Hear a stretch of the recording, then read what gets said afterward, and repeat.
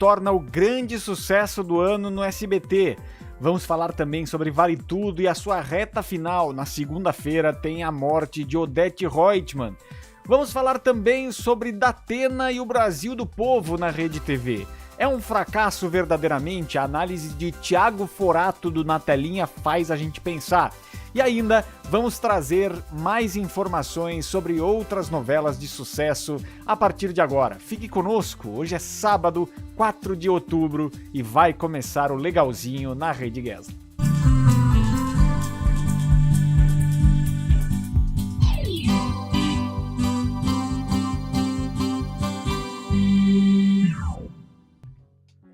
Boa noite.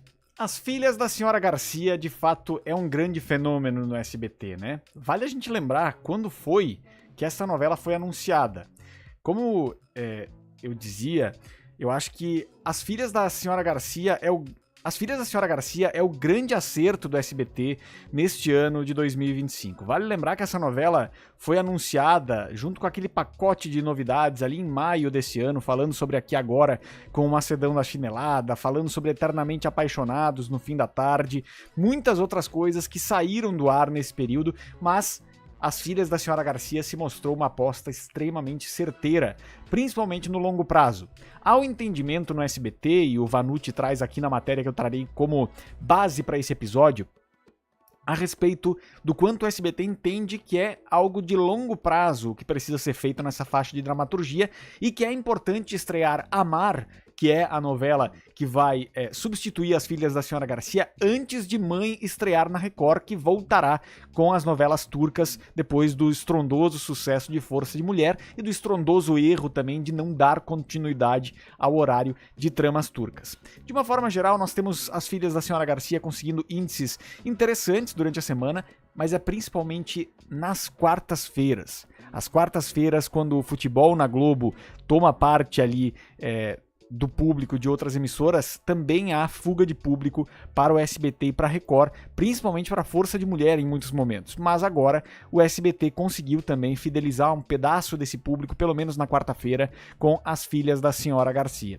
E quando a gente olha para a movimentação disso, trazendo aqui a matéria do Vanucci, a gente fala sobre a audiência dessa semana, que disparou em Noite de Futebol. A novela ficou na vice-liderança durante todo o capítulo do dia 1º de outubro, que inclusive foi um dia que o SBT conseguiu ficar com bons números em face daquilo que até aqui tem apresentado. Então, quando a gente olha para essa movimentação de As Filhas da Senhora Garcia, aqui na matéria do Vanucci nós temos esse complemento. As Filhas da Senhora Garcia voltou a disparar na audiência com o capítulo de quarta-feira, 1º de outubro. A novela ficou no ar até as 22h49 com um episódio especial para ser a alternativa no futebol da Globo. Com isso, garantiu a vice-liderança durante toda a sua exibição, incluindo o confronto com a Fazenda. Segundo dados consolidados da Cantar Ibope, As Filhas da Senhora Garcia marcou 6 pontos de média na Grande São Paulo, isso equivale a 10,4% do share do horário. Nessa faixa, a Record conquistou 5,5 pontos com A Vida de Jó e também com Reis e parte de A Fazenda. As Filhas da Senhora Garcia concorreu por 20 minutos com A Fazenda, das 22h29 às 22h49. Nessa faixa, a novela do SBT marcou 6,7 pontos e o reality da Record 5,8 de média.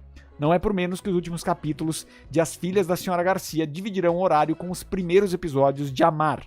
Esses números do Cantar Ibope foram obtidos junto a fontes do mercado, é o que traz o Vanucci. De fato, é aquela novela mexicana clássica, aquele tempero mexicano clássico que o SBT sempre usufruiu para poder trazer essas outras possibilidades nas suas novelas. Ofélia Garcia é de fato uma vilã clássica mexicana, né, com todas as presenças marcantes dos galãs, das mocinhas também, de uma forma geral, como é muito tradicional no México já há muito tempo.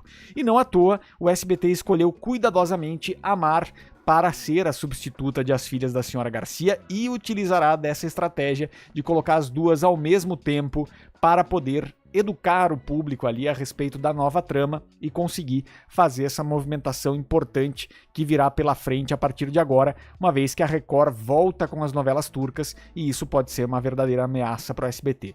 Vamos ver quais serão os próximos capítulos, mas uma coisa já é certa: As Filhas da Senhora Garcia foi o maior acerto do SBT no ano, lembrando daquela coletiva emblemática em que a gente teve Macedão da Chinelada, um monte de programas sendo anunciados que acabaram ou sendo cancelados ou tendo outros problemas em outras frentes.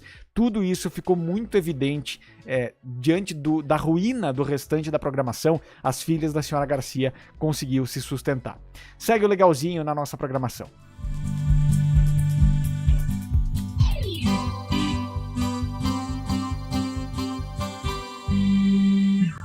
6h41, você que está nos vendo no modo gravado, deixe também o seu like, o seu comentário, a sua participação, que é sempre muito importante para que a gente possa chegar cada vez mais longe com o conteúdo da Rede Gesla.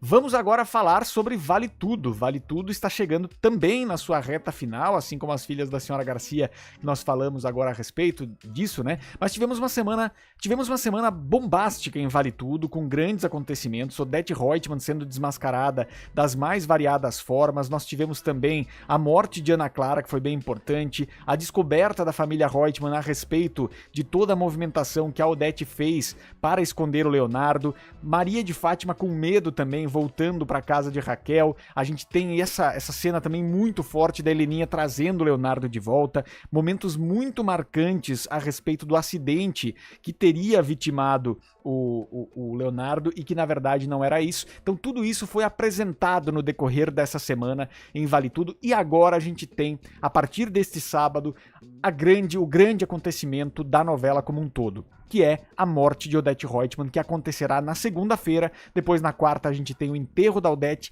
e nós teremos, a partir de então, o clássico Quem Matou para finalizar Vale Tudo. Já falei a respeito disso. Manuela Dias é uma autora que eu particularmente não gosto muito do estilo de texto e tudo mais, de muitas coisas ali, mas ela conseguiu fazer barulho com Vale Tudo.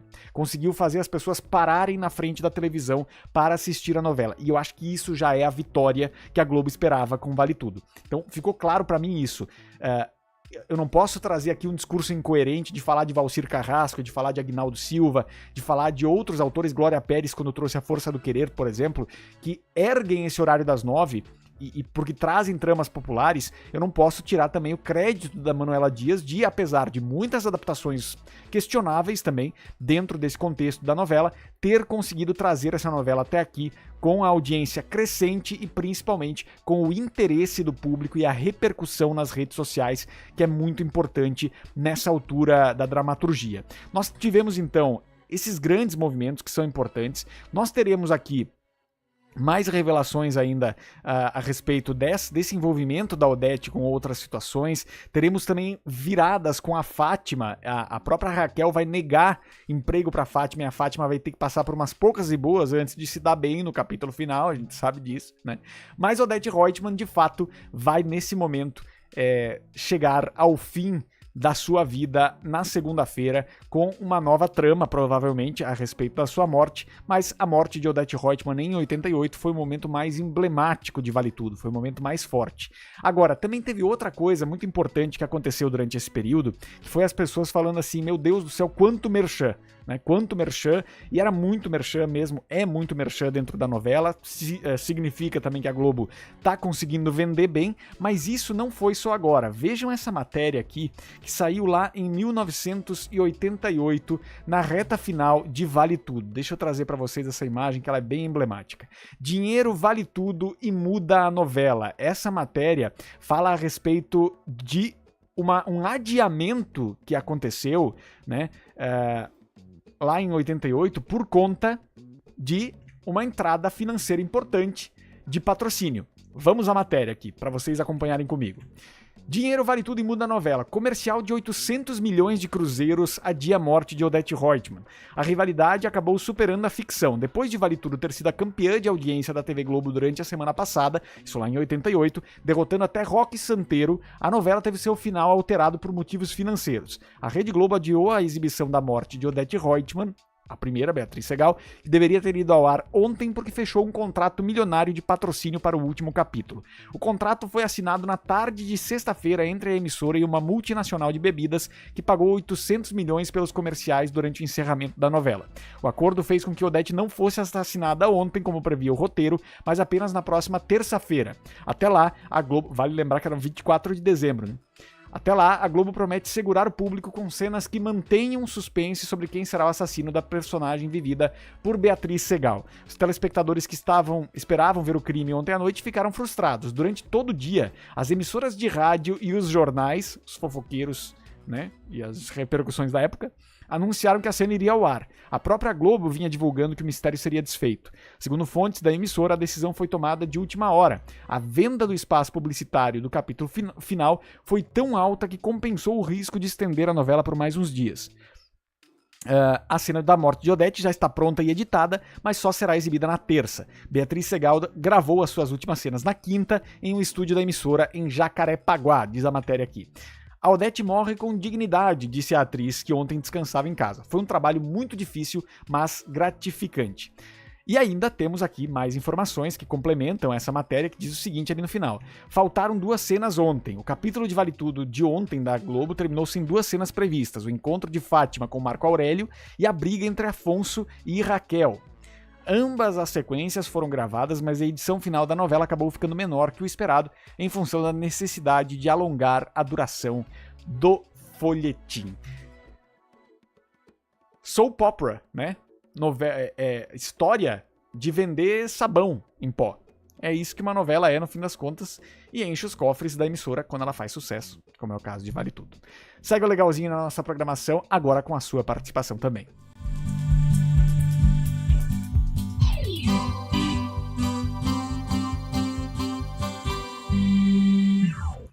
Eu conto com a sua participação, com o seu carinho da audiência por aqui e, claro, com o seu like. Deixa o like, deixa o like, deixa o like, deixa o like, deixa o like, deixa o like, deixa o like, deixa o like, deixa o like, deixa o like. Apoie a Rede Gesla.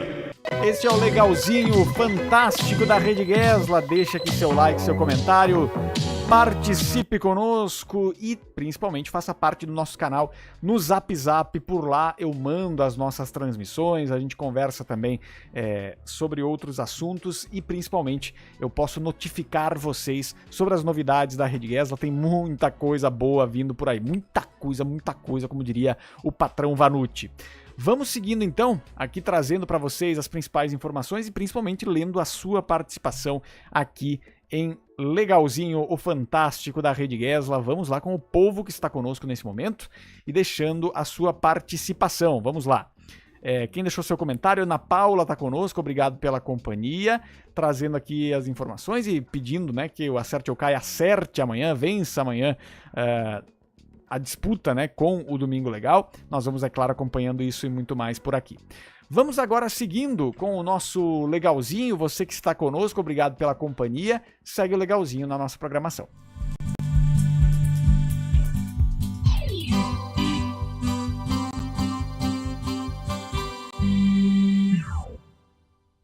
Deixa o like, deixa o like.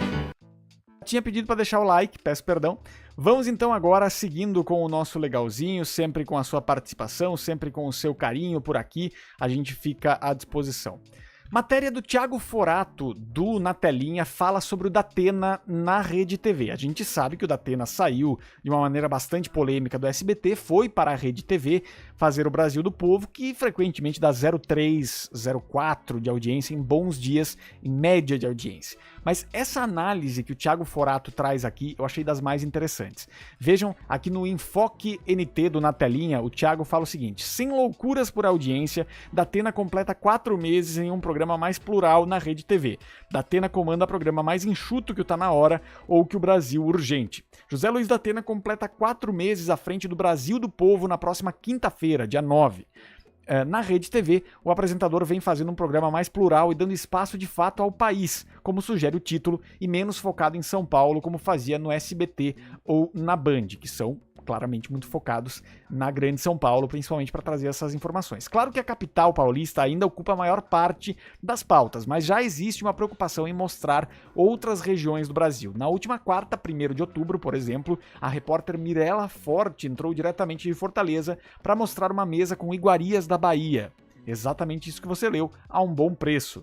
Datena se movimenta para pautar outros veículos, como na segunda. Foi lá que Ronaldo Caiado, do União Brasil, governador de Goiás, anunciou que será candidato à presidência da República em 2026. Na sequência, uma entrevista exclusiva com o ministro do Turismo, Celso Sabino. Então, nós temos também aqui a informação do Thiago Forato, que também ajuda o fato de não fazer um programa tão longo como vinha fazendo. Não se vê o Brasil do Povo arrastado. Sem fazer loucuras por alguns décimos a mais por audiência, a atração está ajustada e surge como excelente opção de noticiário entre 18 e 19h55. Isso faz a gente pensar em outro aspecto do que vale mais a pena. Eu ter uma audiência que é muito rotativa, mas está sempre meio alta, ou eu ter retenção? Fica o questionamento, né? Eu acho que a partir dessa análise do Thiago Forato, e eu não tenho acompanhado tanto o Datena, não tenho conseguido ver o programa dele, até porque não é um gênero de programa que eu costume acompanhar, seja Aqui Agora, seja o Brasil Urgente, seja o Cidade Alerta, mas falando dessa forma, a gente percebe que o programa está bem formatado. Ele agrada ao público que consome esse programa. Ele consegue repercutir pautas por conta da lista de contatos do próprio José Luiz Datena e a proximidade dele com políticos, com outras figuras de autoridade que podem dar entrevistas exclusivas e depois fazer com que ele repercuta para outros veículos. Então, a retenção talvez seja a métrica que o Thiago Forato usa para pensar nesse 0,2, 0,3 de audiência que dá o Brasil do Povo, mas pensando nele num produto bem acabado, num produto bem feito, sem encheção de linguiça, né? E acho que isso é interessante de acompanhar. Acho que esse é um ponto que talvez cada vez mais a televisão vai ter que pensar de que maneira ela se organiza. Por mais audiência de fato, mas talvez uma audiência que permaneça 1 minuto e vá embora, ou por uma audiência que fique do início ao fim. Esse é o grande desafio pra gente que é criador aqui no YouTube. Na televisão, me parece que pode ser um caminho também. Segue o legalzinho na nossa programação.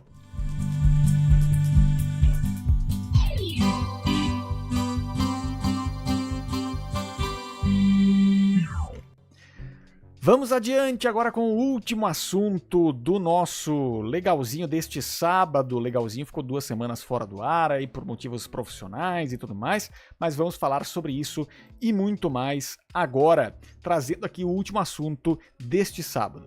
Beleza Fatal 2 parece ser cada vez mais uma realidade na HBO Max. Há o interesse muito grande de trazer o elenco original e a HBO Max entende que não haveria grande dificuldade de trazer esse elenco de volta. Temos aqui as imagens de Camila Pitanga e também de Camila Queiroz, né, como Lola e Sofia, respectivamente. Uma novela que mexeu muito com quem acompanha o streaming. Eu, particularmente, acompanhei muito essa novela, tanto que tivemos uma emblemática live de último capítulo de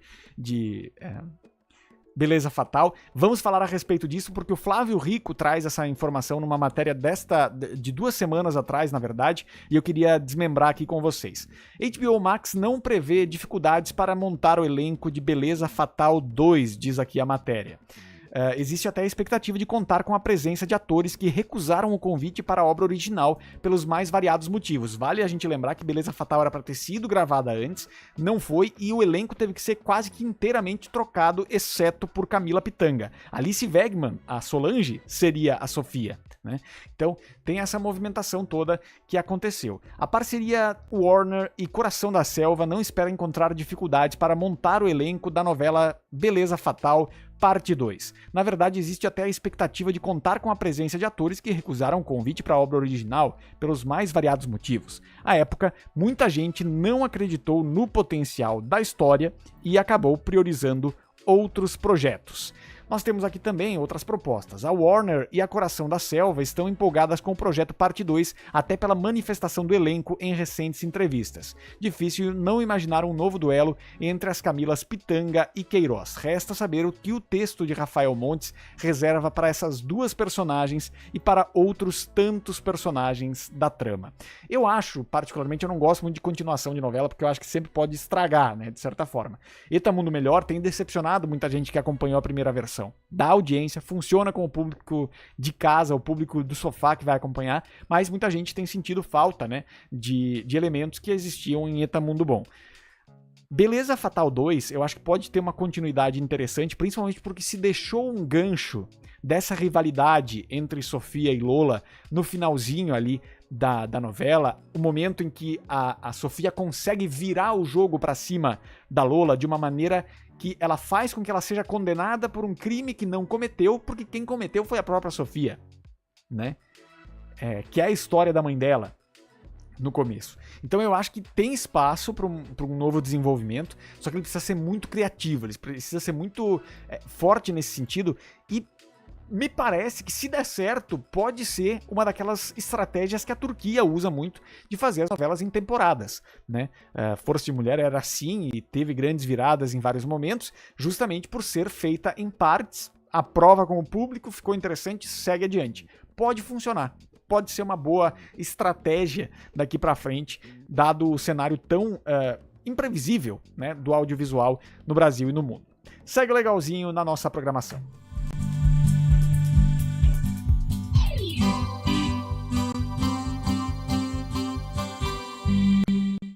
Deixa eu dar uma olhada aqui se falta eu atender mais alguém dentro do nosso glorioso legalzinho fantástico da Rede Gesla. Você que nos acompanha, muito obrigado pela companhia de sempre, muito obrigado pelo seu like, pela sua participação.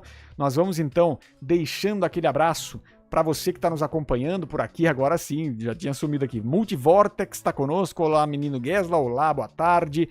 Muito bem, para todos que estão chegando por aqui, votando na enquete, você assiste As Filhas da Senhora Garcia, nesse momento 55% sim, 45% não, assim aconteceu essa nossa transmissão no dia de hoje. Agradecendo mais uma vez a sua companhia, a sua presença em mais um Legalzinho, a gente fica por aqui e volta amanhã com a programação da Rede Gesla. Um abraço, um beijo, boa noite, bom sábado e bom fim de semana.